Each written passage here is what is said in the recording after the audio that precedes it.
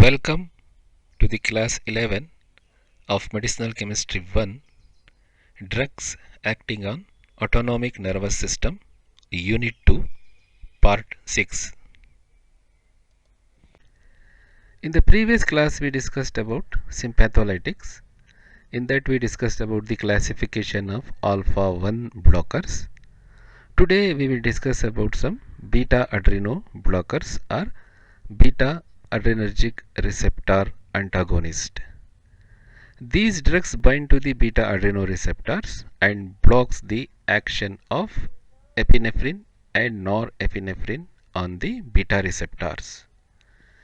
And also these receptors are used in the control, management and treatment of angina pectoris and in to decreases the blood pressure and in arrhythmias. Beta adrenoreceptors or beta adrenoreceptor antagonist slow down the heart rate and decreases the myocardial contractility. These drugs prolong the systolic conduction and thereby decreasing the or disturb the ventricular fibers, and also consumption of oxygen also decreases, thereby decreases the heart rate and aortic pressure. In blood pressure, these drugs reduces release of noradrenaline from the sympathetic nerve ending and decreases the renin release from the kidney due to the blockade of beta receptors. Coming to the classification of beta adrenergic blockers, the first drug is propranolol. It is 1-isopropyl amino 3,1-naphthyl oxy 2-propanol. It is non-selective beta adrenergic antagonist and it has an equal affinity for beta 1 and beta 2 receptors. It is used in hypertension, which is associated with cardiac arrhythmias and angina pectoris, due to coronary atherosclerosis and prophylaxis of migraine and headaches. The second drug is atenolol. It is beta 1 selective antagonist. It is 4,2-hydroxy 3,1-isopropyl amino propoxy benzoacetamide, and it is used in the treatment of essential hypertension. The third drug is metoprolol. It is 1,4,2-methoxyethyl phenoxy 3-isopropyl amino 2-propanol. It is also a beta 1 selective antagonist used in the treatment of hypertension, in angina pectoris and in heart failure. The next drug is labetalol.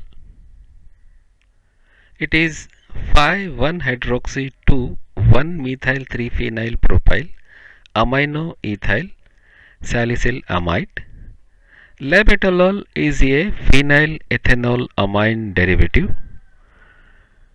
It is a competitive inhibitor at both beta 1 and beta 2 adrenergic receptors, and at the alpha 1 adrenergic receptor it is more potent than beta antagonist. It is used in hypertension and also in arrhythmias and congestive heart failure. The next drug is carvedilol. Carvedilol is a carbazole derivative. It is 1-carbazole 4-alloxy 3,2,2-methoxy phenoxyethyl amino 2-propanol, and it is used in the treatment of hypertension and congestive heart failure. It is a beta adrenergic blocking drug. The third drug is betoxolol. Betoxolol is 2-cyclopropyl methoxy ethyl phenoxy 3-isopropyl propyl amino 2-propanol. It is used in bradycardia, heart block and congestive heart failure. The next drug is esomolol. Esomolol is a beta adrenergic blocker with very short duration of action. The IUPAC name is methyl para 2-hydroxy 3 isopropyl amino propoxy hydrocinamate.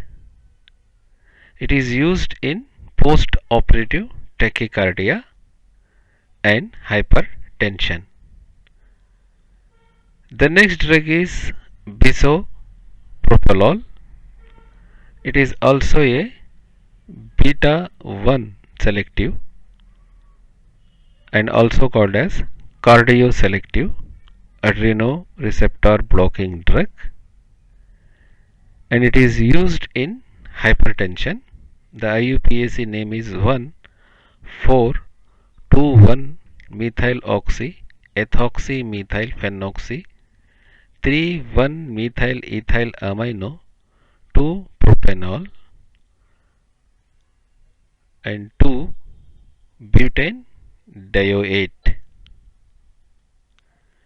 Next, coming to the synthesis of propranolol, it is a condensation reaction alpha naphthol with, when it is treated with epichlorhydrin, a hydrochloric acid will be released and an intermediate is formed, which is treated with isopropylamine, gives directly propranolol. Now we will see the SAR of beta blockers. As you know, the beta blockers are employed for the control and management and in the treatment of angina pectoris, high blood pressure and arrhythmiasis. Propranolol is a standard beta agonist which is compared with other structures for the study of SAR, and the structural modification is based with respect to the propranolol. The propranolol structure is divided into three classes. That is, A is the carbon link, that is the side chain, which is attached to the ethylamine and a aryl group.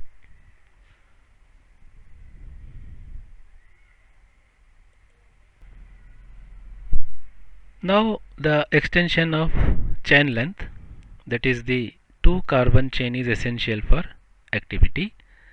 That is, it is attached in between the aryl group and the ethylamine, that is aryl oxy propanol amine, that is a side chain which plays a very important role in the interaction with the beta antagonist drug with beta receptor.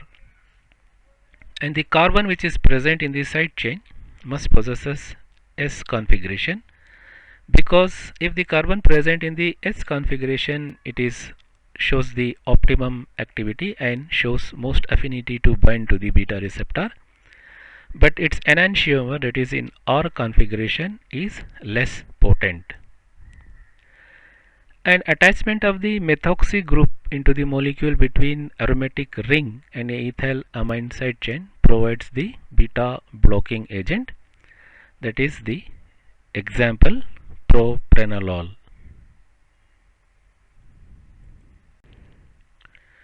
Now the connection between aromatic ring, the aromatic ring and its substituent, is the primary determinant of beta 1 antagonist activity. The aryl groups also affect the absorption, excretion and metabolism of beta blockers. The catechol ring can be replaced by the variety of ring without loss of antagonistic activity. For example, you can see dichloroisoproterenol, instead of catechol 2OH group is replaced by the chlorine group. Replacement of catechol hydroxy group with chlorine of the phenyl ring system retains beta blocking activity, that we can compare with pronethalol, that is, it does not contain a chlorine group, but it can be compared with the dichloroisoprotanol. It's having two aryl group, but in the isoprotanol only one aryl group will be there. In the next category, timolol and pindolol, that is, the aromatic ring is replaced by the heteroatomic ring. It also shows the well beta antagonistic activity. So the modification has been done on the aromatic ring. As such, the 2 aryl group has been kept as such, and the one aromatic ring is removed, and instead of hydroxyl group, 2 chlorine has been attached. Total 2 aryl groups has been removed and a heterocyclic group has been attached, and activity also retains and shows the beta blocker activity. Now the third one is the amine function. The amine group, that is N-alkyl functional moiety such as tertiary butyl, isopropyl, provides extremely vital for the attributing beta antagonist activity, thereby suggest a possible interaction takes place with the hydrophobic pocket strategically located in the binding site. The amine nitrogen should always be secondary in character with regards to the optimum activity. So in the most of the beta antagonist, there will be a nitrogen containing either ethyl group, diethyl group or dimethyl group it's contain. Thank you very much.